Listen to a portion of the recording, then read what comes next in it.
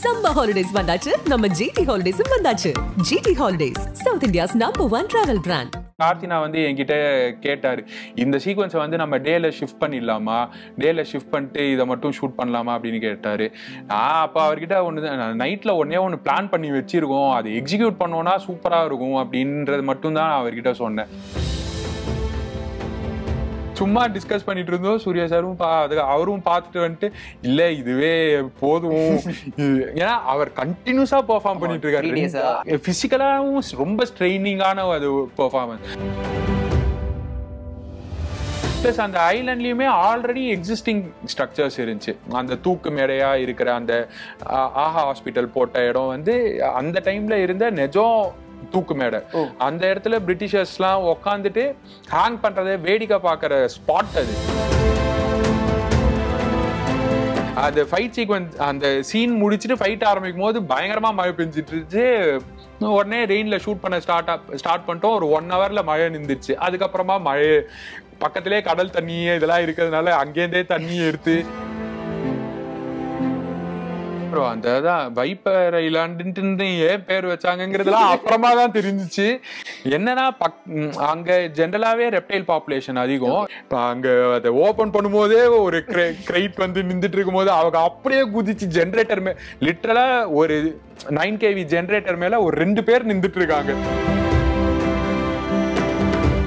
அவர் வந்து பேஷண்டா டைரக்டர் என்ன மைண்ட்ல வச்சிருக்காரோ அதை பொறுமையா உள்வாங்கிட்டு எனக்கு இதுக்கு கொஞ்சம் டைம் கொடுங்க, இந்த மாதிரி நான் இந்த சீனை நான் அப்ரோச் பண்ணல, எனக்கு ஒரு நாள் டைம் கொடுங்க, இந்த சீனை நான் நீங்க என்ன மைண்ட்ல வச்சிருக்கீங்களோ அதை நான் டைம் எடுத்துட்டு நான் வந்து பண்றேன். இது இருக்குல்ல, இது கான்ஃபிடென்ட்டா இல்ல செக்யூரா இல்லைன்னா சொல்லவே முடியாது. ஏதோ ஒன்று. ஸ்ரேயாஸ் கிருஷ்ணா ப்ரோ, வணக்கம். வணக்கம், welcome. Nice to meet you. Thank you. ஏன்னா இந்த மாதிரி கான்வர்சேஷன் வந்து உங்களை அதிகமாக பார்க்க முடியாது. ஆனால் இன்னைக்கு எங்களுக்காக ஜாயின் பண்ணியிருக்கிறீங்க. Thank you so much. ரெட்ரோ பற்றி நிறைய விஷயங்கள் நம்ம பேசலாம். ஷூர். இனிஷியலி படத்துக்கு கிடைக்கிற ஃபீட்பேக், அப்புறம் உங்களோட ஒர்க்கு கிடைக்கிற ஃபீட்பேக்லேருந்து ஸ்டார்ட் பண்ணலாம். என்னென்ன ரிசெப்ஷன் பார்த்துட்டு இருக்கிறீங்க, என்னென்ன ஃபீட்பேக் வந்து நீங்கள் எடுத்துக்கணும் அப்படின்ற மாதிரி ஆசைப்படுறீங்க? இல்லை, ஓவராலாக இப்போதைக்கு ஓவர்வெல்மிங்கான ரெஸ்பான்ஸாக தான் இருக்குது. இந்த மாதிரி தேட்டரில் ஒரு தேட்டரிக்கல் ரிலீஸில் இவ்வளோ பீப்புள் இன்ஸ்டன்டேனியஸாக ஃபீட்பேக் கொடுக்க பெருசாக எக்ஸ்பீரியன்ஸ் பண்ணதில்லை. ஸோ அது புதுசாக இருக்குது, நல்லா இருக்குது. இப்போதைக்கு அதை என்ஜாய் மட்டும்தான் ப்ரோ பண்ணுறேன். இன்னும் டைசெக்ட் பண்ணி என்ன ஏதுன்ட்டுன்னு இன்னும் டைசெக்ஷனுக்குள்ளே போவே இல்லை. லேட்டரானா அதெல்லாம் பண்ணிக்கலாம் அப்படின்ற மாதிரி தான் இருக்குது. ரெட்ரோ பற்றி நிறைய விஷயங்கள் பேச போகிறோம். ஃபர்ஸ்ட் ஆஃப் ஆல், ரெட்ரோ அப்படின்ற ஒரு டைட்டிலே ஒரு பீரியடை ரெப்ரசென்ட் பண்ணுறது. ஸோ இனிஷியலி டிஸ்கஷனுக்கான டேபிளில் உட்காரும் போது இந்த படத்துக்கு இப்படி ஒரு ட்ரீட்மெண்ட் கொடுக்க போகிறோம், இப்படி ஒரு கிராமர் செட் பண்ண போகிறோம் அப்படின்ற மாதிரி என்னென்ன விஷயங்கள் பிளான் பண்ணீங்க, என்னென்ன விஷயங்கள் நம்ம அவாய்ட் பண்ணிடலாம், இந்த டெம்ப்ளேட்குள்ளேயே வர வேணாம் அப்படின்ற மாதிரி பிளான் பண்ணீங்க? இல்லை ப்ரோ, அதுதான் யூஸ்வலாக கார்த்தினா கூட இனிஷியல் டிஸ்கஷனில் வந்து ஸ்பெசிஃபிக்காக இந்த மாதிரி ஸ்டைல் அட்டம் பண்ண போகிறோம் அந்த மாதிரி போகவே போகாது. அவர் ஸ்கிரிப்ட் கொடுத்துருவாரு, ஸ்கிரிப்ட் பற்றி டீட்டெயில்டாக டிஸ்கஸ் பண்ணுறது இருக்கும். அந்த ஸ்கிரிப்ட் பேக் அண்ட் ஃபோர்த்தாக சீன்ஸில் டவுட் கேட்கறது, இது என்ன இது என்னன்ட்டுன்னு அந்த ஸ்கிரிப்ட் ரிலேட்டடாக பேசுகிற ப்ராசஸ் தான் எக்ஸ்டென்சிவாக இருக்கும். அதுக்கப்புறமா படத்தோட லேட்டர் இன்னும் கொஞ்சம் ஸ்டேஜஸ் போக போக ரெக்கையெல்லாம் கொஞ்சம் பார்க்க ஆரம்பிக்கும் போது ஷார்ட் டிவிஷன்ட்டுன்னு உட்காருவோம். ஷார்ட் டிவிஷன் உட்காந்துட்டு என்டையர் ஸ்கிரிப்டை சீன் பை சீன் பிரேக் டவுனாக போட்டு இது ட்ரீட்மெண்ட்டாக என்ன நடக்கும், என்ன பண்ணலாம், இந்த மாதிரி ப்ராசஸில் தான் போகும். ஸோ ஷார்ட் டிவிஷனுக்கு உட்காரும் போது ஐடியாஸ் அது வரைக்கும் ஃப்ரீயாக விட்டுருவார். அவருமே எந்த இன்டர்ஃபரன்ஸுமே இருக்காது. என்ன பண்ண போகிற, என்ன இது ஒரு மூட் போர்டாக ஒன்று ரெடி பண்ணிட்டு ஷார்ட் டிவிஷனுக்கு உட்காரும் போது scene by scene break down பண்ணும்போது அந்த பிரேக் டவுன்லேருந்து ஒரு ட்ரீட்மெண்ட் அரைஸ் ஆகும். அதுக்கப்புறமா அந்த ஷூட்டுக்கு போகும்போது அது இன்னுமே ரிஃபைன் ஆகும். அங்கே பேசினது ஒரு மாதிரி இருக்கும், ஷூட்டில் போகும்போது மற்ற ஃபேக்டர்ஸ் எல்லாமே லைக் அந்த என்வைரான்மெண்ட், அந்த டைமிங், அது எல்லாமே சேஞ்ச் ஆகும். ஸோ அதையும் இன்கார்பரேட் பண்ணி ஃபைனலாக அதை அந்த கேஆஸ்லையுமே கிராமர் கண்டுபிடிக்கிறது தான் ப்ரோ ப்ராசஸ். ஓகே, இந்த மாதிரி தான் நீங்கள் இந்த படம் ஃபுல்லாக ஒர்க் பண்ணியிருக்கீங்க. ரெஃபரன்ஸ் பாயிண்டாக சொன்னாரா, இந்த மாதிரி ஒரு நம்ம ஒர்க் பண்ணலாம், இது ஒரு சூப்பராக இருக்கும் அப்படின்ற மாதிரி இந்த ரெட்ரோ ஃபிலிம் அந்த பீரியட் செட்?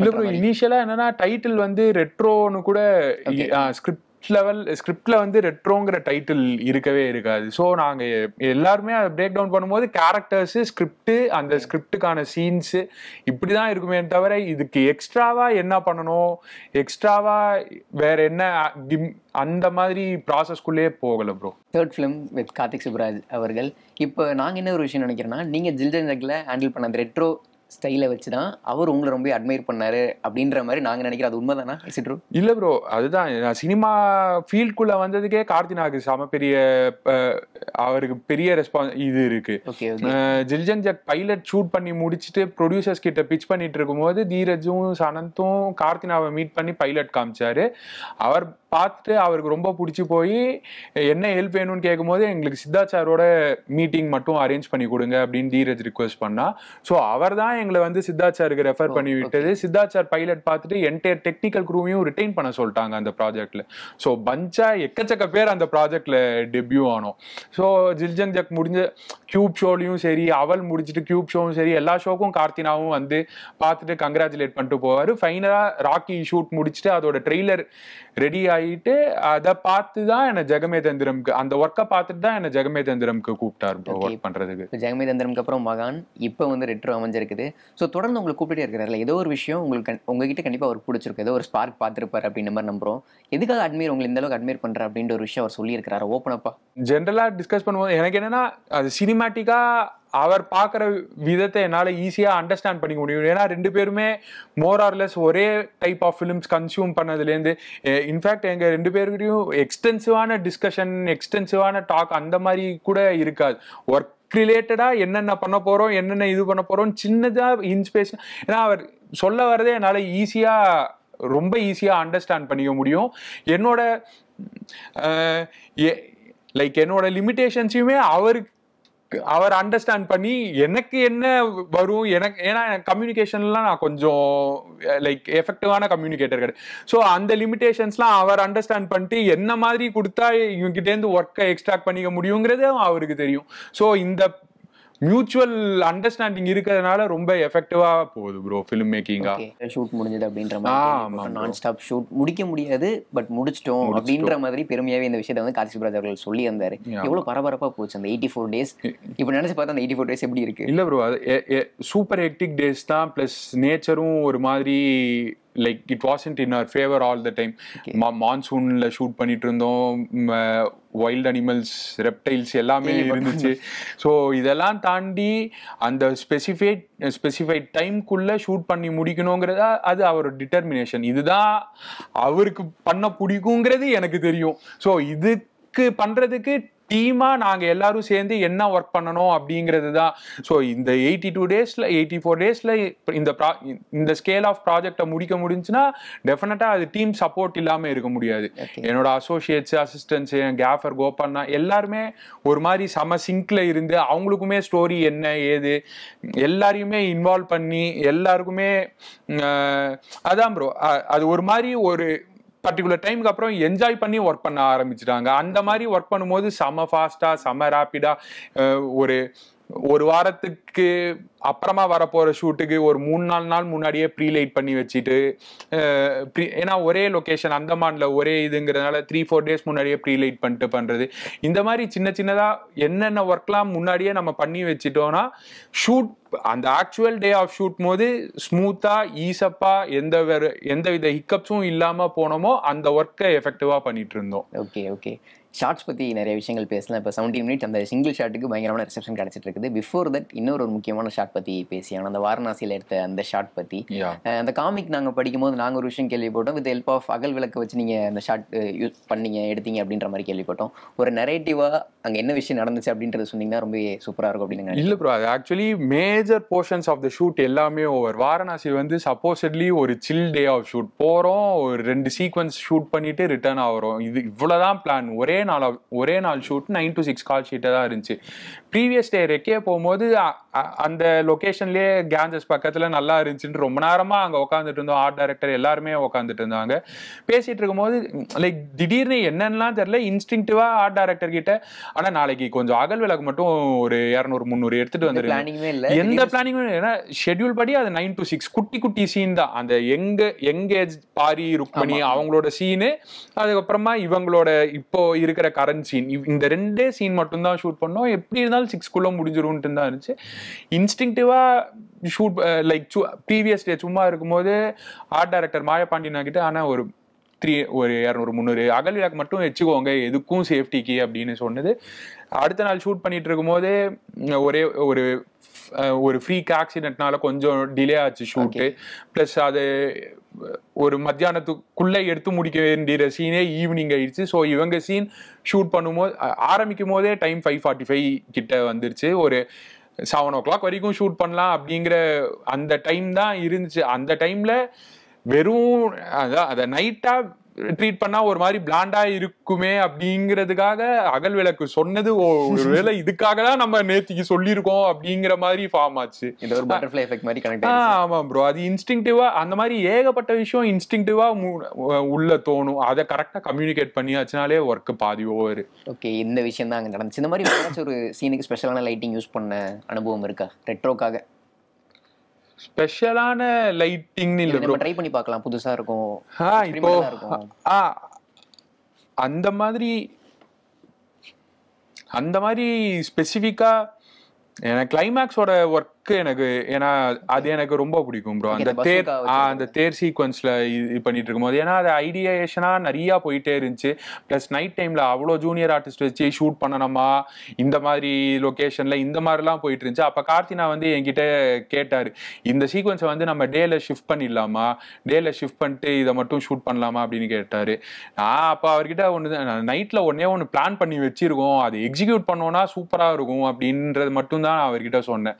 அதுக்கப்புறமா நோ கொஸ்டின்ஸ் ஆஸ்க்ட். அந்த என்டையர் சீக்வன்ஸை நைட்ல அந்த இடத்துல கோடாவை மவுண்ட் பண்ணி mole beam lights 9K par lights இது எல்லாத்துக்குமே லைன் போட்டு ஜென்ரேட்டர் அதுக்காக எடுத்துட்டு வந்து அதை அச்சீவ் பண்ற டாஸ்க் ஹெவியா இருந்துச்சு. ஆனா அந்த லைட்டிங் பார்க்கும்போது ஜென்யூன்லி வி ஃபெல்ட் இன்ஸ்பயர்ட். கார்த்தினாக்குமே அது பிடிச்சிருந்தது, சாருக்குமே ரொம்ப பிடிச்சிருந்தது. அதான் மைண்ட் லெவல்ல யோசிச்சது வந்து ஒன்னு ப்ராப்பரா எக்ஸிக்யூட் ஆச்சுங்கிற ஹாப்பினஸ் வந்து டெஃபினட்டா இருக்கு அந்த பர்டிகுலர் சீக்வன்ஸ்ல. சூர்யா சார் யாரு அப்படின்ற ஒரு விஷயத்த மால்தீவ்ஸ் மக்கள் அங்க இருக்கிற மக்கள் புரிஞ்சுக்கிற ஒரு தருணம் இருக்கு இல்லையா? ஒரு சீல வச்சு அதை புரிஞ்சுப்பாங்க. அந்த சீ வந்து ப்ளூ கலர்ல இருக்கும். அது வந்து ஏதோ ஒரு கெமிக்கல் ரியாக்ஷனால அது நடக்கும் அப்படின்னு கேள்விப்பட்டோம். அந்த மாதிரி இனிஷியலா அதான் பிளான் பண்ணி அது அந்த விஷயத்தை நம்ம பிரதிபலிக்கணும் அப்படின்ற ஒரு பிளான் தானே அது? ஆமா ப்ரோ, அது ஃபர்ஸ்ட்ல இருந்தே அது ஸ்கிரிப்ட்ல பயோலூமினசன்ஸ்னு அந்த எக்ஸாக்ட் வேர்ட் இருக்காது. ஆனா அது பேசும்போது இனிஷியல் ஸ்டேஜஸ்லேயே within like 7 to 10 days of ரீடிங்லேயே அந்த ஃபைட்டை வந்து பர்டிகுலர் ஃபைட்டை வந்து பயோலூமினசன்ஸ் இருக்கிற மாதிரி ட்ரீட் பண்ணும். அது வந்து அந்த மிஸ்டிக்கல் ஜோனுக்குள்ள போகணும் அப்படிங்கிற ஐடியா அப்பவே வந்துருச்சு ப்ரோ. இன்டென்ஷனா எதுவும் இருக்கா நம்ம பண்ணோம்? இல்ல, அதுதான் ஒரு மிஸ்டிக்கலான அந்த என்டையர் ஐலண்டுமே இவனோட அரைவலுக்காக தான் வெயிட்டிங்கிற மாதிரி ஒரு மிஸ்டிக்கல் ஸ்பேஸ்க்குள்ள போனோம் அப்படிங்கிறது தான் ப்ரோ ஐடியா. அதுக்கு இந்த பிளஸ் அந்தமான்ல வந்து ஜென்ரலாவே பயோலூமினசன்ஸ் இருக்கும். ஹாவ்லாக் ஐலாண்ட் கிட்டலாம் போனீங்கன்னா அதெல்லாம் லைக் ஜென்ரலாவே பயோலூமினசன்ட் ஆக்டிவ் ஜோன் தான் அது. ஸோ அந்த இடத்தோட ஜாகிரபியும் இதுல காமிக்கணும். பிளஸ் அத ஸ்டோரி டெல்லிங்கா இந்த மாதிரி அந்த இருட்டுல கரெக்டா இவரோட அந்த பர்த் மார்க் மேல மட்டும் அங்கங்க இந்த பயோலூமினசன்ஸ் இருந்துச்சுன்னா அவங்க அதை பார்த்து இன்னுமே அந்த அந்த என்ன சொல்றது வெயிட்டிங் ஃபார் த ஒன் அவங்களுக்குமே அச்சீவ் ஆயிருக்குங்கிறத இந்த மாதிரி கம்யூனிகேட் பண்ணா இன்ட்ரெஸ்டிங்கா இருக்கும் அப்படிங்கிறது தான் bro idea. சிலோட் makes the object more powerful அப்படின்ற ஒரு விஷயத்த ரொம்ப பிலீவ் பண்ணுவீங்களா நீங்க? சிலோட் காதலனா நீங்க? இல்ல ப்ரோ, அது வந்து ஸ்பெசிஃபிக்கா கார்த்தினா ஏன்னா வேரியஸ் ஐடியாஸ் வந்து ஜாம் பண்ணிட்டே இருந்தோம். இன்ட்ரோக்கு என்ன பண்ணலாம், ஏது பண்ணலாம், இந்த விஷுவல் எஃபெக்ட்ஸா போலாமா, 2D அனிமேஷனா போலாமா, 3D அனிமேஷனா போலாமா, இந்த மாதிரிலாம் ஏகப்பட்ட ஐடியாஸ் ஜம்பிள் ஆயிட்டு இருக்கும்போது கடைசியில ஓவராலாவே கிளாசிக்கல் ஃபார்மேட் என்ன இவரோட ஃபேஸ் வந்து ஸ்டார்டிங்லனா அது வேரியஸ் ஏஜ் குரூப்ஸ்ல இருக்கிறது லைக் அவரோட எவல்யூஷன் மாதிரி. அது 16லேருந்து அந்த பர்டிகுலர் ஏஜ் 30 வரைக்கும் நடக்கிற சீக்வன்ஸாக தான் இருக்கணும். அதில் ஃபேஸ் பெருசாக ரிவீல் பண்ண தேவையில்ல. அவர் ஃபேஸ் ரிவீல் ஆகிற இடம் ஃபஸ்ட்டு அந்த குரூப் ஆஃப் பீப்புள் முன்னாடி இருந்து இனிமேல் நான் இது எல்லாத்தையும் விட போகிறேன், என்னை யாரும் டிஸ்டர்ப் பண்ணாதீங்கன்னு சொல்கிற சீனில் மட்டும்தான் ஃபேஸ் ரிவீல் ஆகணுங்கிற ஐடியா வந்து அப்படியே பேச பேச பேச பேச எவால்வ் ஆனது. அதுக்கப்புறமா அது சில் அவுட்டாக தான் எடுக்க போகிறோன்னா என்ன மாதிரி சில் அவுட்டுங்கிறதுக்கு மட்டும் டிஸ்கஷன்ஸாக நிறையா போச்சு. ஓகே, இந்த சில் அவுட்ன்ற விஷயம் அந்த கேரக்டர் எஸ்டாப்ளிஷ் பண்றதுக்கு உங்களுக்கு எவ்வளவு உதவியா இருந்துச்சு? எனக்கு ஜாலியா இருந்துச்சு ப்ரோ. சில் அவுட்னா எனக்கு ரொம்ப ஜாலியா இருக்கும். ரொம்ப பிடிக்குமா உங்களுக்கு? எனக்கு ரொம்ப பிடிக்கும் ப்ரோ. அது ஃப்ரேம் பண்ற விதம் பிளஸ் அதுலயுமே குட்டி குட்டி டீடைல்ஸ் ஆட் பண்றது. லைக் ஃபர்ஸ்ட் தீனா நான் ஃபர்ஸ்ட் போட்டு அடிச்சிட்டு இருக்கும் போது டிஸ்டன்ஸ்ல என்னதான் இருந்தாலும் சில் அவுட்டு ப்ளோ அவுட் ஆயிருக்கும், ஆனாலுமே ரெயின் டிராப்ஸ் இருக்கும். அது இமேஜரியா ஒரு மாதிரி புதுசா இருந்துச்சு. அந்த மாதிரி இமேஜஸா புதுசா கிராக் பண்றதுக்கான ஸ்பேஸ் இருந்துச்சுன்னா அதுல எக்ஸ்பெரிமெண்ட் பண்ண ரொம்ப பிடிக்கும் bro. Okay okay, 17 minutes single shot பத்தி பேசி ஆகணும். இனிஷியலி இந்த ஷாட்கான இன்டென்ஷன் என்ன? இல்ல ப்ரோ, அதான் ஸ்டார்டிங்ல வந்து ஸ்கிரிப்ட்ல எழுதிட்டு இருக்கும்போது அது சிங்கிள் ஷாட்டா இல்ல, சாங் கான்வர்சேஷன் அது ஸ்கிரிப்ட்ல வந்து ஸ்பெசிஃபிக்கா சிங்கிள் ஷாட் அந்த மாதிரிலாம் எதுவுமே மென்ஷன் ஆயிருக்காது. அது அதுக்கப்புறமா இனிஷியலா நாங்க ஷூட் பண்ணதும் அந்தமான் தான். ஸோ அந்தமான் போர்ஷனு கிளைமேக்ஸ் இது எல்லாத்தையுமே ஷூட் பண்ணிட்டு அதுக்கப்புறமா தான் இங்க வந்துட்டு இப்போ இந்த வெட்டிங் சீக்வன்ஸ் வரும்போது ரெக்கையெல்லாம் பார்த்துட்டு இருக்கும்போது ஏகப்பட்ட லொக்கேஷன் பார்த்தோம். ஒன்னு நான் சாட்டிஸ்ஃபை ஆக மாட்டேன், இல்லாட்டி அவர் சாட்டிஸ்ஃபை ஆக மாட்டேன், இந்த மாதிரியே போயிட்டு இருந்துச்சு. கடைசியில ஒரு மண்டபம் பார்த்துட்டு அவருக்கு அது ரொம்ப பிடிச்சிருச்சு, எனக்கு என்னமோ அது பிடிக்காமலே ஷூட் பண்ண மண்டபம் எனக்கு என்னமோ அது பிடிக்காமலே இருந்துச்சு. இல்ல நான் இன்னும் வேற மாதிரி ஏதாச்சும் டெக்ஸ்சரோ ஏதோ ஒன்று எக்ஸ்பெக்ட் பண்றேன் அப்படிங்கிற மாதிரி அவர்கிட்ட சொல்லிட்டே இருந்தேன். அதுக்கப்புறமா அவர் வந்து ஒரு நாள் மட்டும் டைம் எடுத்துட்டு அடுத்த நாள் வரும்போது ஸ்கிரிப்டாவே நான் கொஞ்சம் சேஞ்ச் பண்ணியிருக்கேன், ஸ்கிரிப்ட் ரைட்டிங்கா மாத்திருக்கேன்ட்டுன்னு அவரோட ஐடியாவை சொல்லிட்டு இதை சிங்கிள் ஷாட்டா இந்த இடத்துல இந்த மாதிரி அந்த மண்டபத்தோட என்டையரிட்டியுமே யூஸ் பண்ணி பண்ணலாம் அப்படின்ட்டுன்னு அவர் சொன்னாரு. அவர் சொன்ன உடனேவே நான் சோல்டு, இது செம ஐடியா, இப்போ எக்ஸிக்யூட் பண்ணியாச்சுன்னா. ஏன்னா அவ்வளோ அதுல டிராமா, டான்ஸு, ஃபைட்டு எல்லாமே இருக்கு. இது பிளஸ் அது வேரியஸ் லெவல்ஸ்ல வேற இருக்கு. ஒரு 3 ஃப்ளோர் ஃபுல்லா இருக்கணும்.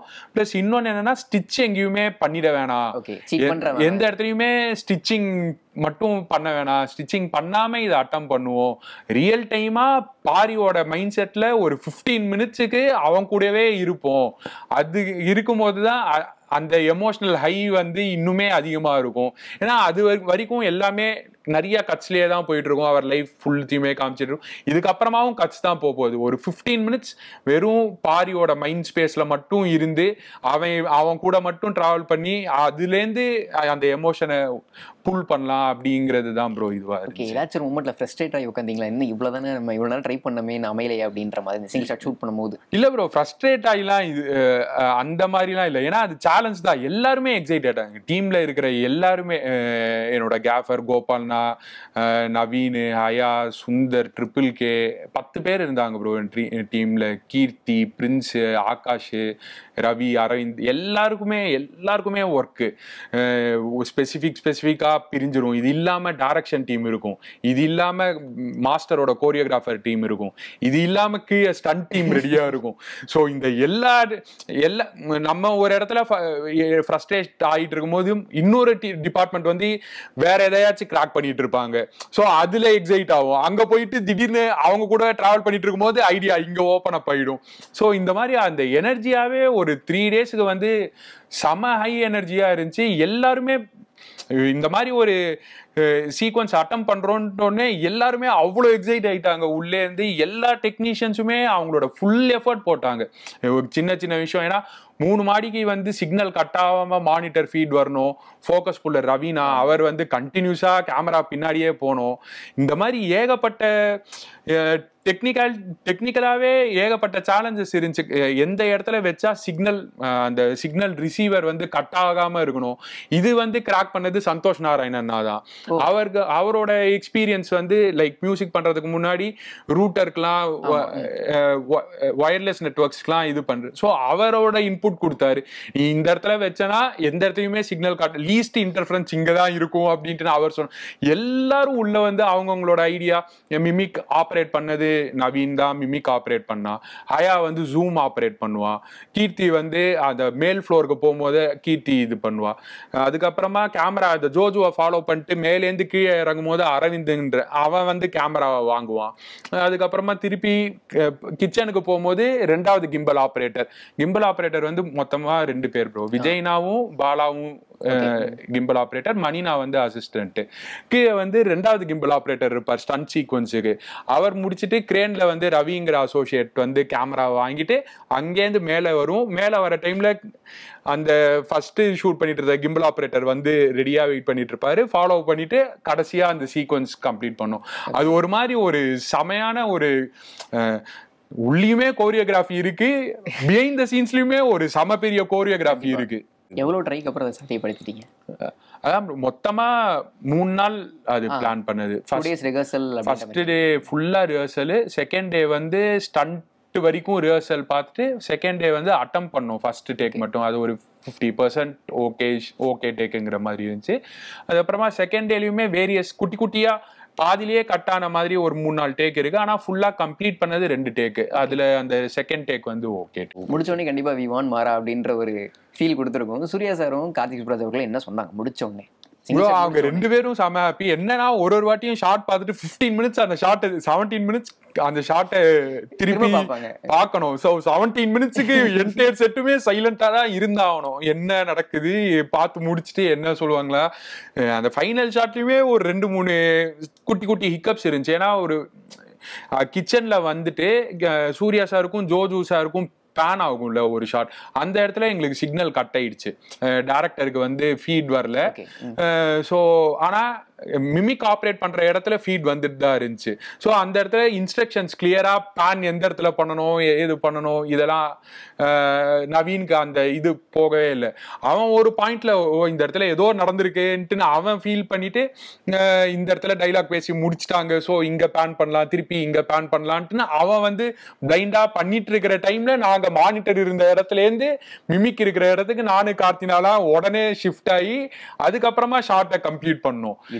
இந்த மாதிரி இது பிளான் இல்ல, இது ஆக்சிடென்டா இது நடந்துருச்சு, அதை ஓவர் கம் பண்றதுக்கு இதுதான் பண்ணி ஆகணும் அப்படிங்கிற மாதிரி இருந்துச்சு. அவங்க பார்த்துட்டோன்னே செம ஹாப்பி. எனக்கு அந்த மாதிரி இந்த பிளானிங்ல மட்டும் எனக்கு கொஞ்சம் இதை கரெக்ட் பண்ணிருக்கணுமோ அப்படின்றது அவங்களுக்குமே உள்ள இருந்துச்சு, எனக்குமே உள்ள ஹிட் ஆயிடுச்சு. போயிட்டு சூர்யா சார் கிட்ட நானும் கார்த்தினாவும் ஃபர்ஸ்ட் டிஸ்கஸ் பண்ணிட்டு இன்னும் ஒரு 1 hour இருந்துச்சு கால் ஷீட் முடியறதுக்கு. இன்னும் ஒரு 1 more ட்ரை பண்ணி பார்ப்போமா அப்படின்ட்டு நாங்க ரொம்ப கிரீடியா தான் இருந்தோம் அந்த டைம்ல. சும்மா டிஸ்கஸ் பண்ணிட்டு இருந்தோம். சூர்யா சாரும் அவரும் பார்த்துட்டு வந்துட்டு இல்ல இதுவே போதும், ஏன்னா அவர் கண்டினியூஸா பெர்ஃபார்ம் பண்ணிட்டு இருக்காரு. 2 அதுவும் எல்லா பிசிக்கலாவும் ரொம்ப ஸ்ட்ரெயினிங்கான ஒரு பெர்ஃபார்மன்ஸ். இல்ல இது போதும் அப்படின்ட்டு இது பண்ணுது. அதுக்கப்புறமா அந்த ஷார்ட்டை வந்து ஃபர்தரா இது பண்ணும்போது டப்பிங்ல அது ஒரு மாதிரி செம இன்ட்ரெஸ்டிங்கா மாறிடுச்சு. அது மிஸ்டேக்காவோ எதுவுமே ஃபீலே ஆகாத லெவலுக்கு அதை மாத்தியாச்சு. எல்லாருமே செம ஹாப்பி ப்ரோ, பயங்கர எக்ஸ்டாட்டிக். அந்த சீக்வன்ஸ் முடிச்சிட்டோன்னே அந்த பாட்டை போட்டு என்டையர் க்ரூவும் அந்த கல்யாண மண்டபத்துல ஆடிட்டு அந்த மாதிரி ஒரு செம எனர்ஜி பிளாஸ்ட் ஆயிட்டு அதுக்கப்புறமா குட்டி குட்டியா இன்சர்ட்ஸ்லாம் மட்டும் ஷூட் பண்ணிட்டு இருந்தோம்.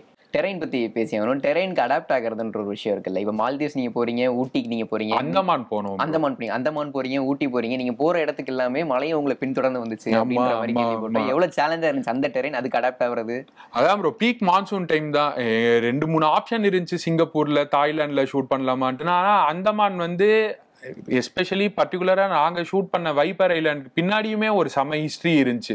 அது லொகேஷனா பார்க்கும்போது ஷூட் பண்ணா இங்க பண்ணாதான் இந்த கதைக்கு கரெக்டா இருக்கும் அப்படிங்கறது ஃபீலிங் வந்து அங்கேயே வந்துருச்சு. வைப்பர் ஐலாண்ட் வந்து லைக் போர்ட் பிளேர்ல இருந்து ஒரு 40 minutes போட் ரைட் தள்ளி தான் இருந்துச்சு. போஸ்ட் கோவிட் வந்து அந்த ஐலாண்ட் டூரிஸ்ட் ஸ்டாப் பண்ணியாச்சு. ஸோ டூரிஸ்ட்க்கு வந்து அந்த ஐலாண்ட் கிடையாது. ஸோ அந்த என்டையர் ஐலாண்டுமே எங்களுக்கு வந்து யூஸ் பண்றதுக்கான ஃப்ரீடம் இருந்துச்சு. பிளஸ் அந்த ஐலாண்ட்லயுமே ஆல்ரெடி எக்ஸிஸ்டிங் ஸ்ட்ரக்சர்ஸ் இருந்துச்சு. அந்த தூக்கு மேடையா இருக்கிற அந்த ஆஹா ஹாஸ்பிட்டல் போட்ட இடம் வந்து அந்த டைம்ல இருந்த நெஜம் தூக்கு மேடை. அந்த இடத்துல பிரிட்டிஷர்ஸ்லாம் உட்காந்துட்டு ஹேங் பண்றதை வேடிக்கை பாக்குற ஸ்பாட் அது. இதுக்கு முன்னாடி நீங்க ஹோம்வொர்க் பண்ணிட்டு தான் போனீங்களா? இல்ல ப்ரோ, அங்க போகும்போது அந்த இந்த லொகேஷனுக்காக ரெக்கே பண்ணிட்டு இருக்கும்போது இந்த பர்டிகுலர் லொகேஷன் பார்க்கும்போது அதை பத்தி ஃபர்தரா படிக்கும் போது இந்த மாதிரி ஒரு ஹிஸ்டரி இருந்துச்சு. பிளஸ் அங்க வந்து செயின் கேங் செல்னு ஒண்ணு இருக்கு அந்த வைப்பர் ஐலாண்ட்லயே. இப்போ அது டெமாலிஷ்டா இருக்கு, ஸ்டில் ரூயின்ஸ்லாம் இருக்கு. அந்த செல் வந்து போர்ட் பிளேர்ல இருக்கிற செல்லுலர் ஜெல்ல யாரெல்லாம் ரிபலியஸா இருக்காங்களோ, அங்க யாரெல்லாம் ரிவோல்ட் பண்றாங்களோ அவங்க எல்லாரையும் ஃபர்தரா ஐசோலேட் பண்றதுக்கு வைப்பர் ஐலாண்டு கூட்டு வந்து அவங்கள வச்சே பிரிசனை பில்ட் பண்ணி அந்த பிரிசன்ல அவங்கள போட்டு அடைச்சாங்க. இந்த மாதிரி ஹிஸ்டரிலாம் அந்த ஐலாண்ட்ல ஆல்ரெடி எக்ஸிஸ்டிங் தான். ஸோ இதை நம்ம எக்காரணத்தை கொண்டும் மிஸ் பண்ணிடக்கூடாது. கதையோட இது ரொம்ப கனெக்ட் ஆகி இருக்கு. அங்க ஷூட் பண்ணியே ஆகணும். அதை சுத்தி என்ன என்வைரான்மெண்டலா என்ன சேலஞ்சஸ் வந்தாலும் சரி, இன்ஃப்ராஸ்ட்ரக்சரா என்ன சேலஞ்சஸ் வந்தாலும் சரி, ஏன்னா பிளைவுட்லேருந்து ஆணிலேருந்து எல்லாமே ஷிப்ல ஏற்றி தான் இங்கே வரணும். ஜென்ரேட்டரை மூவ் பண்ணோம்னா ஃபர்ஸ்ட் இண்டஸ்ட்ரியல் கிரேனை வந்து போட்ல ஏற்றிட்டு வந்து ட்ராப் பண்ணிட்டு அதுக்கப்புறமா ஜென்ரேட்டர் இந்த மாதிரி இன்ஃப்ராஸ்ட்ரக்சராகவும் ஏகப்பட்ட சேலஞ்சஸ் இருந்துச்சு. வெதராகவுமே பயங்கர எராட்டிக் வெதர். சன்னியா இருக்கும், வித்தின் லைக் 5-10 செகண்ட்ஸ் செமையா மழை அடிச்சு ஊத்தும், இந்த மாதிரிலாமும் இருந்துச்சு. ஆனா ஃபர்ஸ்ட் பேசும்போதே இந்த லொகேஷன் நல்லா இருக்கு, இதோட எனர்ஜியா அந்த ஃபீலிங்கா நம்ம ஸ்கிரிப்டுக்கு வந்து பயங்கர கனெக்டடா இருக்கு. ஸோ என்ன சேலஞ்சஸ் வந்தாலும் அதை இன்கார்பரேட் பண்ணி ஒர்க் பண்ணிக்கலாம். மழை பெய்யுதுன்னா மழையை இன்கார்பரேட் பண்ணிக்கலாம், வெயில் அடிக்குதுன்னா வெயில இன்கார்பரேட் பண்ணிக்கலாம். இதை மிஸ் பண்ண வேணாம் அப்படிங்கிறது தான் ப்ரோ டிசிஷன். நேச்சர் ஹெல்ப் பண்ணி ஏதாச்சும் ஒரு ஷாட் எடுத்தது அப்படின்ற ஒரு மெமரி இல்ல ப்ரோ, நேச்சர் நிறைய இன்ஸ்பயர் பண்ணது தான். ஸ்டார்டிங் மழை நீங்க நம்ம ஆர்டிஃபிஷியலா பண்ணணும்னு நினைச்சிருப்பீங்க, அந்த சமயத்துல அதுவா மழை வந்திருக்கும். இல்ல ப்ரோ, ஆப்போசிட் தான் நடந்துச்சு. என்னன்னா வெறுமை மழை இல்லாம தான் அந்த ஃபர்ஸ்ட் லார்ஜ் ஃபைட் வந்து கன்சீவ் பண்ணும். அந்த லார்ஜுக்கு வந்துட்டு வெல்கம் வெல்கம் வெல்கம் அந்த சீனுக்கு அப்புறமா ஃபைட் பண்றாரு. அதுல ஸ்டார்டிங்ல மழை கிடையவே கிடையாது. அந்த ஃபைட் சீக்வன்ஸ் அந்த சீன் முடிச்சுட்டு ஃபைட் ஆரம்பிக்கும் போது பயங்கரமா மழை பெஞ்சிட்டு இருந்துச்சு, நிக்கவே இல்லை. அப்ப வந்து இதை மழையில ஷூட் பண்ணிடலாமா அப்படின்னு கேட்டாரு. உடனே மழையில சரி, ஏன்னா அதுக்கு ப்ரிப்பேர்டா தான் இருந்தோம். உடனே ரெயின்ல ஷூட் பண்ண ஸ்டார்ட் பண்ணிட்டோம். ஒரு 1 hourல மழை நின்றுச்சு. அதுக்கப்புறமா மழை பக்கத்திலே கடல் தண்ணி இதெல்லாம் இருக்கிறதுனால அங்கேருந்தே தண்ணி எடுத்து வெறும் பம்ப் பெயிண்ட் அடிக்கிற பம்ப் டிஸ்பென்சர் இருக்கும், அது ஒரு 4 மட்டும் கையில பிடிச்சிட்டு ரெயினை கிரியேட் பண்ணி ஃபுல்லாவே அந்த சீக்வன்ஸை ரெயின்ல ஷூட் பண்ணோம். இந்த மாதிரி நேச்சர் இன்ஸ்பயர் பண்ணது தான். இந்த சீக்வன்ஸ்ல மழை இருந்துச்சுன்னா நல்லா இருக்கும். இதுதான் அவர் ஃபர்ஸ்ட் அவரோட அவர் ரியலைஸ் பண்ணல இன்னும். ஆனா அவருக்கே தெரியாம அவரோட தம்ம வந்து ஃபைட்டிங் தான் அப்படிங்கிறதுக்கு வந்து நேச்சரே சப்போர்ட் பண்ணுது. அது அந்த மாதிரி அதை அப்படியே அந்த இடத்துல ஸ்பாட்ல ஐடியாவா கன்வெர்ட் ஆகி அதை எக்ஸிக்யூட் பண்ணதுதான். Okay okay. நீங்க ரெப்டைல்ஸோட தொல்லை இருந்துச்சு அப்படின்னு சொல்லியிருந்தீங்க. நாங்களும் நிறைய விஷயங்கள் கேள்விப்பட்டோம். நீங்க முத நாள் வந்து கிரேன் நிப்பாட்டி வச்சுட்டு போயிட்டீங்கன்னா அடுத்த நாள் அதுல வந்து பாம்பு பயங்கரமா வந்துடும், பயங்கரமா தொல்லை பண்ணிட்டு இருந்துச்சு அப்படின்னு கேள்விப்பட்டோம். இந்த மாதிரி அனிமல்ஸ் ரெப்டைல்ஸ் இதோட தொல்லை எப்படி இருந்துச்சு அந்த மண்ணில்? இல்ல ப்ரோ, அந்த வைப்பர் ஐலாண்டுன்னு ஏன் பேர் வச்சாங்கிறதுலாம் அப்புறமா தான் தெரிஞ்சிச்சு. என்னன்னா அங்க ஜென்ரலாவே ரெப்டைல் பாப்புலேஷன் அதிகம். எங்க ரெப்டைல்ஸ் பிடிச்சாலுமே அதை வந்து டிராப் பண்ற லொகேஷனே வைப்பர் ஐலாண்டா தான் இருந்ததுங்கிறது எங்களுக்கு ஷூட் 50% கம்ப்ளீட் ஆனதுக்கு அப்புறமா தான் தெரியும். ஏன்னா கிரவுண்ட் லெவல்ல இருக்க பிரச்சனை கிடையாது. அந்த செட்டில்மெண்ட் ஏரியா, அந்த கோவில் ஏரியா, இதுக்கெல்லாம் இன்டீரியரா போக தான் இந்த மாதிரி பிரச்சனை எல்லாம் இருக்கும். பிளஸ் அப்ப இருந்த அந்த மான்சூனுக்கு என்ன பிரச்சனைனா பயங்கர குளிரா இருக்கும். ஜெனரேட்டர் ஆன் பண்ணிருப்போம், அங்க மட்டும் நல்லா கதன்னு ஹீட் இருக்கும்.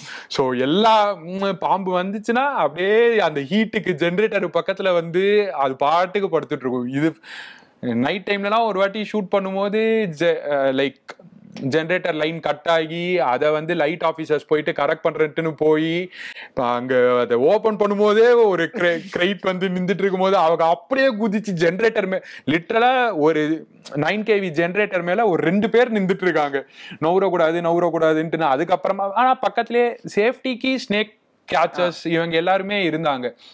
அவங்க அதுக்கப்புறமா போயிட்டு அவங்க அதை ப்ரொஃபஷனலா ஹேண்டில் பண்ணிட்டாங்க. ஸோ இது ஃபீக் ஆக்சிடென்ட்.